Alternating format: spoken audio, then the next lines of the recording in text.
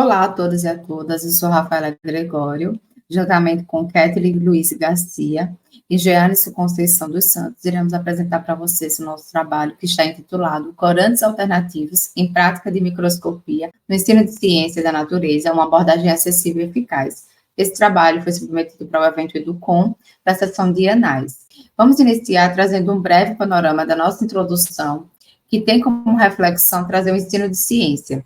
O ensino de ciências ele tem para a sociedade a construção do conhecimento científico e a relevância da conexão dos saberes já existentes do estudante. Então, ele tem como contribuição trazer esse elo entre o conhecimento científico e o conhecimento popular, que é o senso comum, os conhecimentos que o nosso estudante ele traz como bagagem durante toda a sua trajetória de vida até chegar no espaço formalizado da escola. Então, o ensino de ciências ele é promulgado pela Lei de Diretrizes de Bases de Educação, que é a LDB, de 1996. E hoje, aqui no Brasil, nós temos alguns marcos legais que contribuem para esse ensino de ciência, como, por exemplo, a Base Nacional Comum Curricular, que é a BNCC, que apresenta como um instrumento de referência na proposta de desenvolver as habilidades e competências que são fundamentais para cada etapa do ensino, principalmente no que se refere às habilidades educativas voltadas a diferentes contextos, ao pensamento crítico, científico, criatividade, até mesmo as produções que fazem parte desse conhecimento do estudante durante toda a escolaridade básica. Então, Grácia Uchik é uma das autoras que argumentam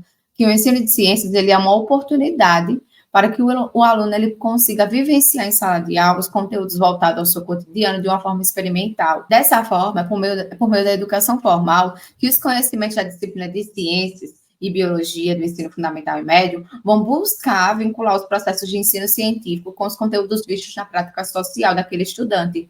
Então, dentre as modalidades didáticas mais frequentes que são utilizadas no ensino de ciências, nós temos, por exemplo, as aulas práticas. As aulas práticas, elas têm como finalidade desenvolver uma maior autonomia e envolvimento daquele estudante que está ali participando daquela aula. Então, essas aulas, quando elas conseguem ser elaboradas de acordo com o método de aula prática em um laboratório, com as vidrarias, com os equipamentos que são coerentes para ajudar nesse processo de aprendizagem, elas conseguem desenvolver, juntamente com aqueles estudantes ali, a interação dos fenômenos naturais, a compreensão dos conhecimentos científicos. Então, neste sentido, as aulas práticas laboratoriais do ensino básico, elas vão permitir que esses alunos eles tenham um contato direto com os fenômenos, manipulem os materiais, equipamentos, consigam observar os organismos. E, assim, muitas vezes, nas realidades educacionais, principalmente no nosso país, essas aulas práticas laboratoriais, elas são inacessíveis pela falta de laboratório físico, pela falta de material acessível, acaba que se torna muito incomum acontecer aula prática na sala de aula.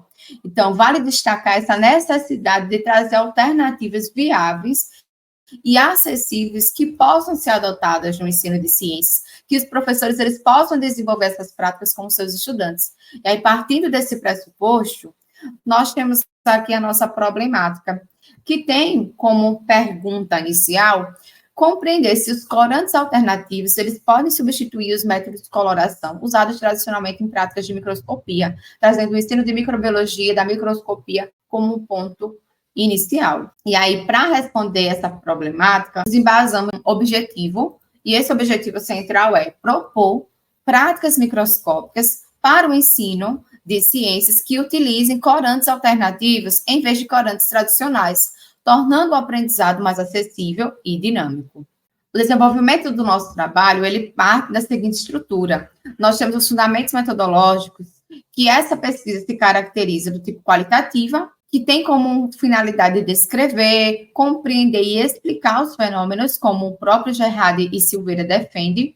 E essa metodologia ela é do tipo experimental, porque esta segue de um planejamento, de um problema norteador, das hipóteses que vão delimitar as variáveis, os testes, para se chegar no resultado de viabilidade, que nesse caso, se os corantes analisados eles são viáveis ou não. Essa pesquisa, ela consegue ser dividida em 5 etapas, e essas etapas, essas categorias de etapas, elas são respondidas nos resultados de discussões. Então, a primeira etapa é fazer o levantamento dos corantes com momentos que são utilizados, o material criado para a montagem das lâminas. Terceira etapa, escolha também dos corantes alternativos. Quarta etapa, preparo das lâminas com os corantes alternativos. Quinta etapa, pesquisa sobre a composição química de cada corante alternativo. É importante destacar que todos os procedimentos da pesquisa, eles foram desenvolvidos em uma disciplina eletiva que está intitulada Práticas de Microscopia para a Educação Básica, que foi ministrado para discentes do curso de licenciatura em Ciências Biológicas da Universidade Federal de Alagoas, do campus Arapiraca, da Unidade Educacional Penedo. E os ensaios experimentais, eles foram realizados em julho de 2023. Os resultados encontrados foram vários tipos de corantes. Destacamos aqui alguns corantes que são mais comuns. Hematoxilina combinada com a eosina, que é uma técnica de coloração muito utilizada em anatomia patológica e também histológica. O azul de metileno, que é esse aí da imagem do lado, que é um composto aromático heterocíclico da classe das fenotiazinas, então ele é muito utilizado nos campos da farmacologia, medicina, biologia e química, em práticas laboratoriais, tanto na educação básica como no ensino médio.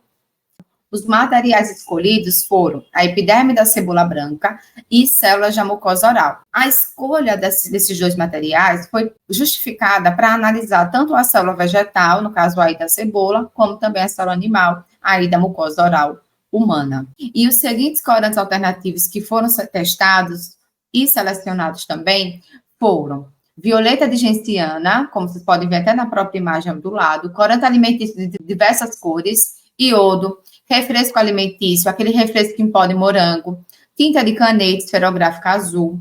Então, foram diversos tipos de pigmentos, tanto de origem orgânica, como também mineral, que fizemos esses testes para analisar a sua maior eficácia e maior viabilidade para ser utilizado em sala de aula.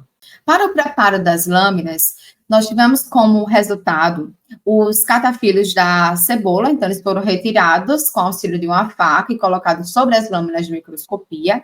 E ao fazer isso, utilizamos um fragmento para cada lâmina de microscopia. Então, usamos esses fragmentos e, em seguida, foi adicionado uma gota de cada um dos corantes alternativos testados nesse estudo com o auxílio de uma pipeta. E aí, nós observamos no microscópio para observar. Esse teste ele foi feito em triplicata.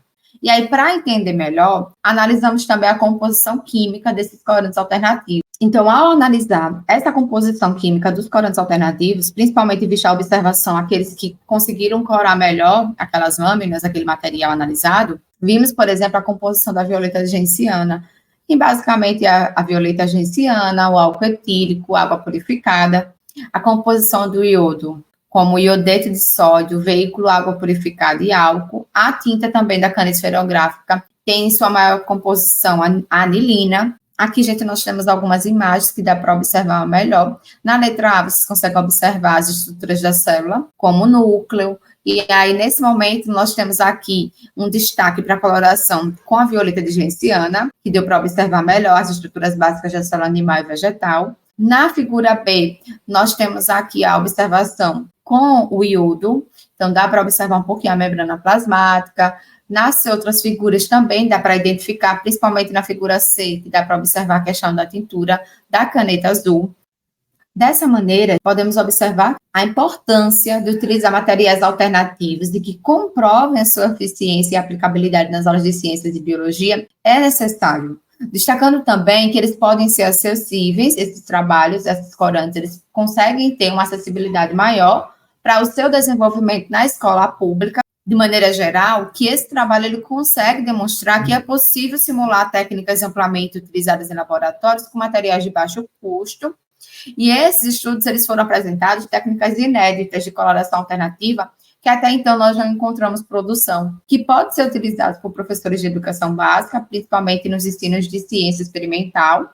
A proposta desse trabalho é trazer mesmo uma inquietação para os docentes, vista a necessidade de fazer experimentação, como também estimular os estudantes na formulação de perguntas, na curiosidade, na criticidade, no pensamento crítico e reflexivo. Aqui são as nossas referências principais que foram utilizadas para embasar o nosso trabalho. E agradecemos a presença de todos. Um abraço.